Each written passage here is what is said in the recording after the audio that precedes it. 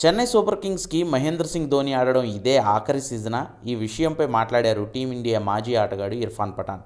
Hyderabad బాచుపల్లిలోని VNR Vignana Jyothi engineering కాలేజీకి BCCI మాజీ chief selector MSK ప్రసాద్తో కలిసి ఇర్ఫాన్ పఠాన్ విచ్చేశారు. ఐపీఎల్ ద్వారా యూత్కి క్రికెట్ ఆడే ఆపర్చునిటీస్ పెరిగాయని, క్రికెట్ అంటే ఇంట్రెస్ట్ ఉండేవాళ్లు ఈ అవకాశాన్ని వినియోగించుకోవాలని పఠాన్ యంగ్స్టర్స్కి సూచించాడు.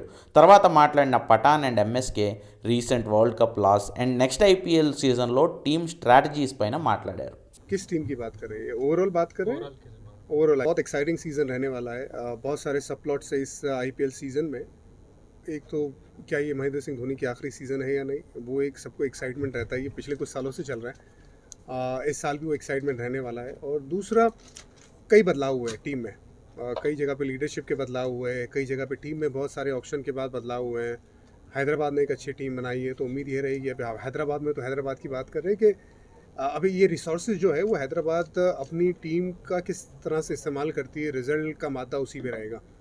और उसके अलावा भी मुंबई इंडियंस ने जैसे लीडरशिप में बदलाव किया है, बहुत सारी और टीम हैं जिन्होंने अपनी टीम में बदलाव किया है. कई स्टेबल टीमें रहे, जैसे राजस्थान रॉयल्स ने बहुत ज़्यादा बदलाव नहीं किया है, लेकिन एड ऑन किया है. एक अच्छे प्लेयर को, पावल को लेके आए हैं. तो बहुत सारे जो खिलाड़ी है वो भी एक फ्रेंचाइज़ का हिस्सा थे, तो अब दूसरे फ्रेंचाइज़ का हिस्सा रहेंगे. तो वैसा भी हुआ है. तो उस लिहाज से एक्साइटमेंट बहुत ज़बरदस्त रहने वाला है. लेकिन आपको एक बात पक्की है कि जो क्वालिटी ऑफ क्रिकेट है वो बहुत ज़बरदस्त देखने को मिलेगा. उसका रीज़न ये है कि इस आईपीएल के बाद T20 वर्ल्ड कप है, और जब T20 वर्ल्ड कप होता है तो बहुत सारे इंटरनेशनल खिलाड़ी आईपीएल में बहुत ज़्यादा जान लगाने की कोशिश करते हैं ताकि वो फॉर्म में रहें, और फॉर्म में रहने के लिए अपनी टीम को बहुत ज़्यादा फ़ायदा दे सकते हैं. तो उस लिहाज से मुझे लगता है कि एक्साइटिंग टूर्नामेंट आने वाला है.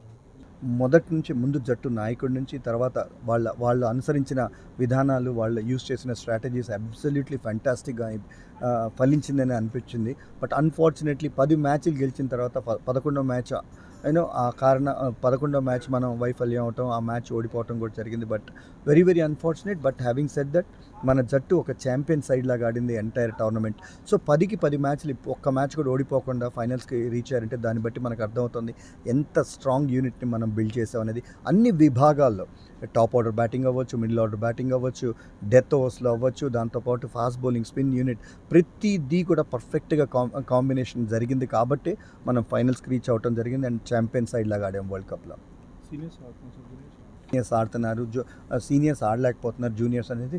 సో ఇప్పుడు అంటే ఒక సింగిల్ మ్యాచ్ బట్టి ఎంటైర్ టోర్నమెంట్లో ఆడిన విధానాన్ని మనం తప్పు పట్టడం చాలా చాలా తప్పు. ఎందుకంటే రోహిత్ శర్మ ముఖ్యంగా at the top of the order మంచి స్టార్ట్స్ అందించిన తర్వాత విరాట్ కోహ్లీ, కేఎల్ రాహుల్ వీళ్ళందరూ దాన్ని కొనసాగించి కొంత డెప్త్కి తీసుకొని వెళ్ళటం, అట్లానే మనం శ్రేయస్ అయ్యర్ వచ్చి సెంచరీస్ కొట్టడం, ఇవంతా కూడా వరల్డ్ కప్లో జరిగినాయి. సో ఒక మ్యాచ్ బట్టి సీనియర్స్ని మనం సరిగ్గా ఆడలేదు అనటం కూడా సమంజసం కాదు. వాళ్ళు ఆడకపోతే మనం అసలు వరల్డ్ కప్ ఫైనల్స్కి వచ్చేవాళ్ళమే కాదు. ఈ ప్రోగ్రామ్ ముఖ్య ఉద్దేశం. సో ఇప్పుడు ఐపీఎల్ ఆన్ స్టార్ అనే క్యాంపెయిన్ జరుగుతుంది. స్టార్ స్పోర్ట్స్లో ఐపీఎల్ చూసి తిలకించే, ఎంజాయ్ చేసే క్రౌడ్స్ కోట్లాది మంది ఇండియాలో ఉన్నారు. సో అందుకనే ఈ ఐపీఎల్ ఆన్ స్టార్ క్యాంపెయిన్లో ఈరోజు ఈ కాలేజ్కి రావడం జరిగింది. అండ్ హోప్ఫుల్లీ మన ఈ రాబోయే ఐపీఎల్ ఏ విధంగా అయితే ఈ 16 ఎడిషన్స్ ఆఫ్ ఐపీఎల్ జరిగిందో 17వ ఎడిషన్ కూడా రెట్టింపు ఎక్సైట్మెంట్తో జరుగుద్దని ఆ క్యాంపెయిన్ ఈరోజు ఈ కాలేజ్తో మొదలుపెట్టాం.